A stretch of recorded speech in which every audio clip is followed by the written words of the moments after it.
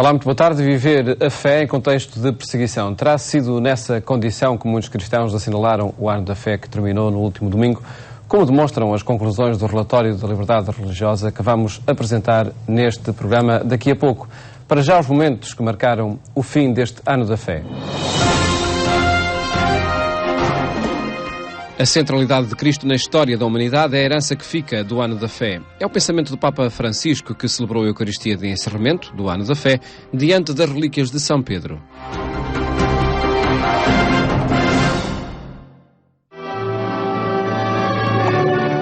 Na solenidade de Cristo, Rei do Universo, a Igreja concluía o Ano da Fé, um itinerário convocado por Bento XVI e retomado pelo Papa Francisco.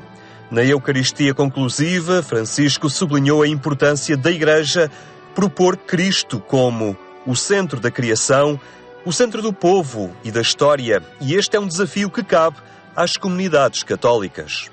L'atteggiamento richiesto al credente, se vuole essere tale, è quello di riconoscere e di accogliere nella vita questa centralità di Gesù Cristo, nei pensieri, nelle parole e nelle opere. E così i nostri pensieri saranno pensieri cristiani, pensieri di Cristo.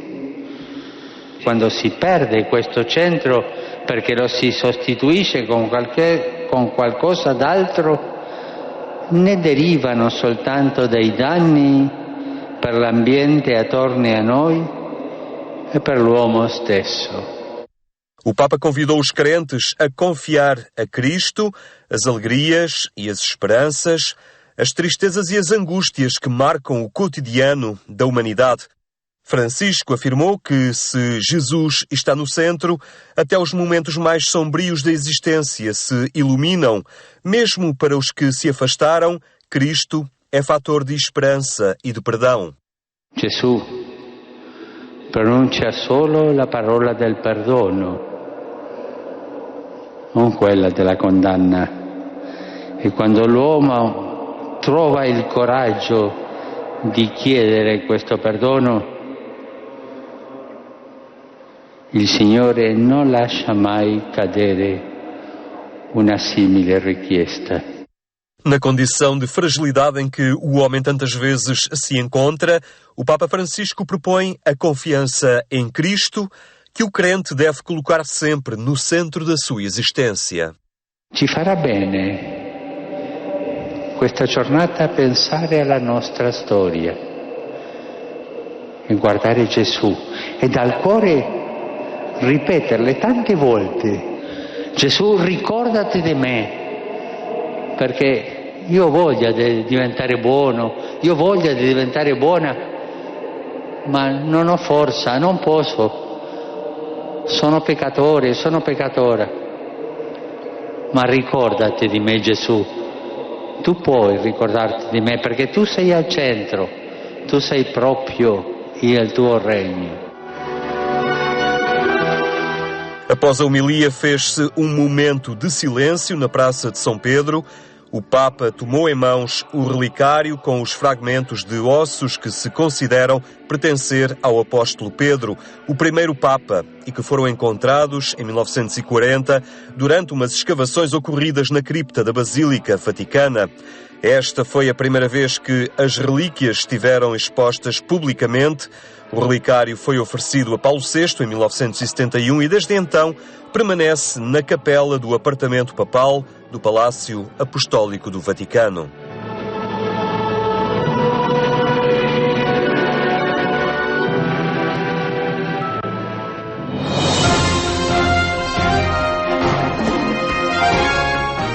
No encerramento do Ano da Fé, o Papa destacou a fidelidade dos cristãos na Síria e na Terra Santa, que pagam um preço elevado pela fé que professam.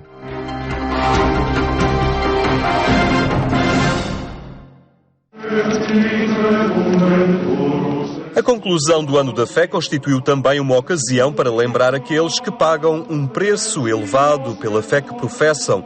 Na homilia da missa, o Papa sublinhou as regiões do mundo onde a fé em Cristo é mais exigente e referiu que, naquela ocasião, ao saudar com o gesto da paz os patriarcas e os arcebispos maiores das igrejas orientais católicas, é o dom da paz e da concórdia que lhes quer transmitir.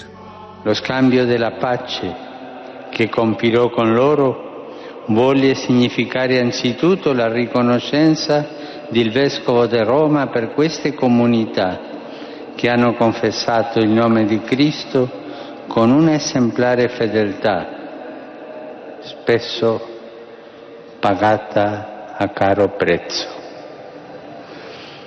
Allo stesso modo, per loro tramite, con questo gesto intendo raggiungere tutti i cristiani che vivono nella Terra Santa, in Siria e in tutto l'Oriente, a fine di ottenere per tutti il dono della pace e della concordia. No final deste momento litúrgico e antes da oração do Ângelus, o Papa recordou também a comunidade ucraniana e o sofrimento provocado pelo regime soviético que sobre ela se abateu. Saluto la comunità ucraina che ricorda l'800 anniversario del Holodomor, la grande fame provocata dal regime sovietico que causou milhões de vítimas.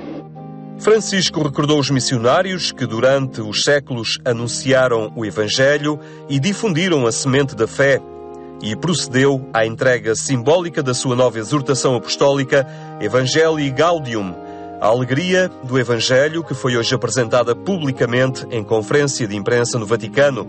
Na ocasião, foi entregue a um representante de cada continente, simbolizando a universalidade da proposta do Evangelho.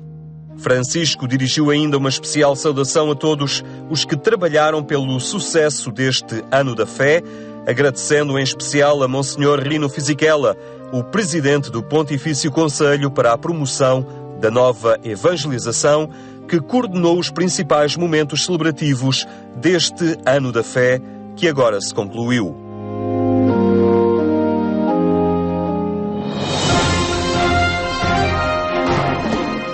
Durante 12 anos foi reitor da Universidade Católica Portuguesa. Manuel Braga da Cruz foi homenageado na casa que serviu, liderando uma escola de ensino superior.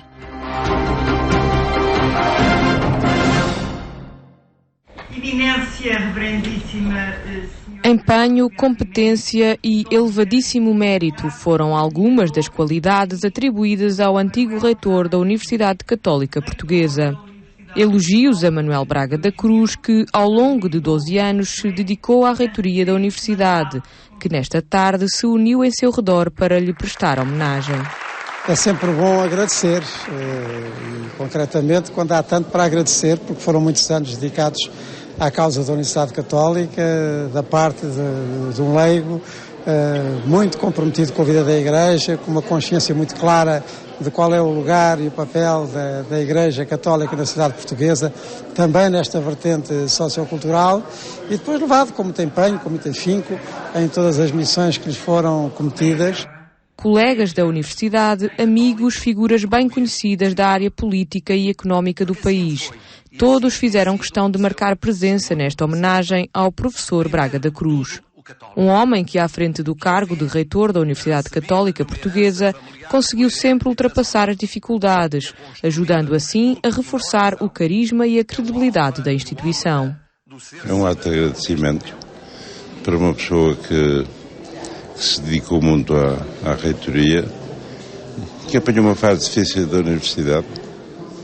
Certamente nem sempre teve facilidade em encontrar soluções. O seu exercício de funções aqui teve uma importância muito grande no desenvolvimento e no prestígio da instituição, que hoje é uma das grandes referências em termos europeus e mundiais. E, de facto, o professor Manuel Braga da Cruz contribuiu decisivamente para a afirmação e consolidação desse prestígio. Também os diretores das faculdades estiveram presentes, recordando-o como um exemplo de profissionalismo a seguir. As pessoas passam, a instituição fica, mas o mais importante é que a instituição tenha a memória e sinta vontade de recompensar, neste caso simbolicamente, homenageando um académico de elevadíssimo mérito e uma pessoa que deu o seu melhor à Universidade durante 12 anos. Há uma qualidade que eu reconheço ao professor Vara da Cruz, foi sempre o entusiasmo que pôs nestas múltiplas tarefas que teve de desempenhar.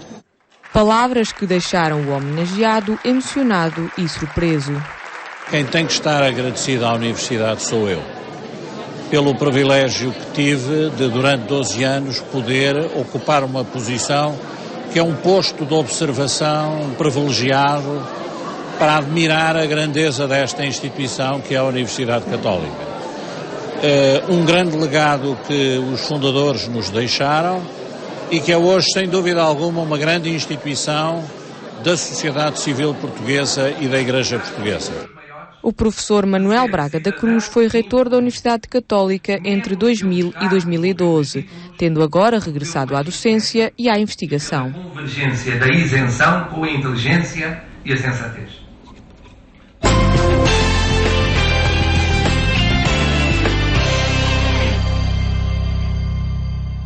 Notícias que o portal de informação da Igreja Católica em Portugal atualiza permanentemente em agência.eclesia.pt. Falamos agora sobre liberdade religiosa com Catarina Martins, Presidente do Conselho de Administração da Fundação Ajuda à Igreja que Sofre. Muito boa tarde, Catarina. Obrigado por estar neste programa. Falamos muito ao longo deste ano da fé, de diferentes manifestações de fé. Que realidade é esta da fé escondida que muitos cristãos vivem? Esta realidade, esta perseguição que tem vindo a aumentar nos últimos anos e que nós, ao longo destes anos que temos vindo a acompanhar o evoluir da situação, de facto ficamos preocupados porque a situação tem evoluído de uma forma negativa. Portanto, cada vez há mais esta perseguição, cada vez há mais uma ausência de liberdade religiosa e o que nós verificamos é que há países onde, de facto, a situação se tornou quase insustentável, em que muitos cristãos não podem exercer livremente a sua fé, independentemente de qual seja ela, e, portanto, há uma necessidade de abandonar este próprio país para salvar a sua própria vida, muitas vezes, e, por vezes, também para poder exercer a sua fé. Isto porque, muitas vezes, também estas pessoas de religiões minoritárias são perseguidas em termos de trabalho, em termos de educação, em termos de saúde e, portanto... É uma vida, enfim, acaba por atingir outras dimensões da vida, exato, não é? Não só portanto, religiosa. Não é só religiosa, acaba por ter uma dimensão tão grande na vida e implica tanta coisa na sua vida que a única solução, muitas vezes, que encontram é, de facto, sair para poder ter um trabalho mais digno, para poderem dar educação aos seus filhos, para poderem também exercer livremente a sua fé. Mas, de facto, é uma situação que nós temos vindo a acompanhar e que o cenário é dramático. Nós já falamos em específico do relatório que vocês periodicamente vão atualizando. Perguntava antes, este ano da fé foi uma oportunidade, uma ocasião para que esse problema fosse mais debatido e, nomeadamente aqui na Europa, tomássemos mais consciência dele? Eu penso que nós temos vindo a falar cada vez mais sobre esta questão na Europa. Há cada vez mais esta preocupação da ausência da liberdade religiosa. E neste ano da fé foi também um ano em que se falou muito sobre esta questão.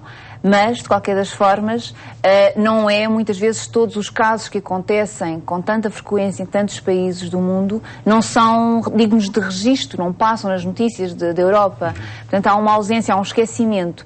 E este ano da fé em que tantas pessoas vivem em países onde não podem exercer a sua fé livremente, foi uma oportunidade também para dar a conhecer mais casos.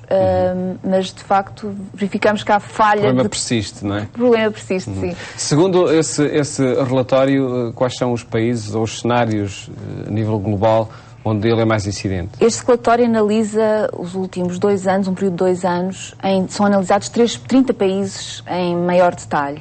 E, de facto, o que nós verificamos é que alguns países de África, Médio Oriente, Extremo Oriente, em que há uma perseguição muito, muito feroz contra a religião, contra todas aquelas pessoas que têm uma religião e querem livremente exercer a sua fé. Portanto, estou a falar de países como o Sudão, Nigéria, Eritreia, Síria, portanto, os chamados países todos da Primavera Árabe, que se transformou e que temos visto que é um verdadeiro inverno árabe, em que, especialmente para os cristãos, transformou-se num inverno cristão. Temos também países como o Iraque, temos Afeganistão, Arábia Saudita, China, portanto, a Coreia. Portanto, é uma lista de cerca de 30 países onde, de facto, a perseguição tomou proporções muito maiores, muito mais sérias e muito mais violentas. Levou a muitos cristãos a saírem desses países? Sim, é um problema que nós temos vindo a ver e a verificar, e os comentários, os testemunhos que nos têm chegado lá de muitos bispos, é esta preocupação. De facto, estão praticamente a desaparecer. Eu posso aqui dar o exemplo do Iraque, em que, antes do início da guerra, portanto em 2003, havia cerca de 1,5 milhão de cristãos. Hoje há cerca de 250 mil. Portanto, efetivamente vemos que a raiz cristã destes países está a desaparecer. Os cristãos estão a fugir, estão a desaparecer. É esse o testemunho que vamos ouvindo por estes dias com a presença do Bispo do Iraque também aqui em Portugal? Sim, também. Vamos ter este privilégio de ter este Bispo do Iraque, de Bagdade, para também nos dar a conhecer esta situação. E, de facto, neste momento, a grande preocupação da Igreja local é que instituições como a Ajuda à Igreja que Sofre fiquem e que ajudem as pessoas a manterem-se nos seus próprios países, não ajudá-los a sair, porque senão são as nossas próprias raízes como cristãos que desaparecem. Portanto, é ali que tudo começa, é ali que toda esta raiz cristã começou e está tudo a desaparecer. E, portanto, se as nossas raízes desaparecem, é fácil perceber que há um desmoronar da própria religião e naquela zona. E são situações irreversíveis, provavelmente, porque se uma pessoa, uma família deixa o Iraque ou outro país do Médio Oriente, provavelmente não vai voltar, porque a situação, de facto, tem-se agravado ao longo dos anos. E de que forma é que se pode contrariar essa tendência de êxodo das famílias cristãs desses países? Eu penso que tem que haver, a partir do momento em que haja o respeito pela religião de cada um. Sabemos que são países maioritariamente muçulmanos ou hindus ou o que seja. Portanto, países onde uma religião é predominante e muito, muito forte, em que não há o respeito pela outra religião. Portanto, só são aceitos naquele país pessoas da mesma religião, da religião do Estado. Portanto, tem que haver uma educação, tem que haver um trabalho nas bases, portanto, nas crianças, a incutir este respeito pelo outro. Porque se não for feito isso, acaba por ser um país cada vez com mais fundamentalistas, país em que, de facto, só uma religião é aceita e nada mais é aceito. E, portanto, é um trabalho que vai ser demorado, penso eu, e terá que ser feito ao longo dos anos, de forma a permitir que todos, independentemente da sua religião, possam viver no país onde nasceram e que sejam respeitados. E é nesse âmbito que vai trabalhando também a Fundação Ajuda à Igreja que Sofre? Sim, a Ajuda à Igreja que Sofre também ajuda neste sentido e, de facto, como eu disse há pouco, tem vindo um apelo cada vez mais insistente dos bispos e dos padres de ajudarmos as pessoas a manterem-se nos seus próprios locais, dar-lhes condições para viverem, portanto, ajudar a manter e a sustentar e ajudar também nesta parte da formação em que as pessoas podem estar no seu próprio país, independente da sua religião. E nós temos vários exemplos em que, de facto, há esta convivência diária das várias religiões, em que é possível esta coabitação. E, portanto, só há problemas, de facto, com quem é fundamentalista e leva a religião a um extremo em que não permite mais nada além da sua própria religião. Por estes dias também, ou nos próximos dias, estará também em Portugal um bispo da Síria? Exato. Portanto, neste período vamos ter entre nós um bispo do Iraque e um bispo da Síria, em alturas diferentes, em que o objetivo vai ser dar a conhecer esta situação nesta zona do mundo do Médio Oriente, em que vamos ter, para além de uma missa, vamos ter também vigílias de oração por estes países e pela situação da paz do Médio Oriente. Vamos ter também conferências em que estes dois bispos vão estar presentes um pouco em Lisboa, Braga, essencialmente, para darem a conhecer a situação da vida, dos cristãos, de como tem sido a vida depois destas guerras, de tudo o que tem acontecido, todo o transformar de uma vida. Portanto, na Síria a comunidade cristã era respeitada, portanto, de facto era um país, é uma ditadura, em que não havia muita liberdade de expressão, mas os cristãos eram respeitados e neste momento acabam por ser uma minoria e acabam por ser muitas vezes apanhados em fogos inimigos, em fogos cruzados e acabam por ser vítimas desta guerra civil que tem assolado o país.